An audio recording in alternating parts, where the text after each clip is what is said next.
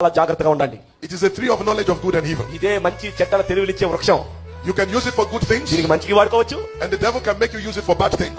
అదే సమయంలో దయ్యం నిన్ను చెడుగా కూడా వాడుకునేటట్లు చేస్తాడు. Because your phone is private to you. ఎందుకంటే నీ ఫోన్ అది నీ వ్యక్తిగతమైనది. And many a times, అనేక సార్లు when you have too many passwords, నీ ఫోన్ లో నీకంటూ ఎక్కువ పాస్వర్డ్ ఉన్నాయంటే it's because you are keeping things నువ్వు కొన్ని విషయాలు రహస్యంగా చేస్తున్నావు, that you don't want other people to see. ఇతరులు ఎవ్వరూ వాటిని చూడకూడదు అని.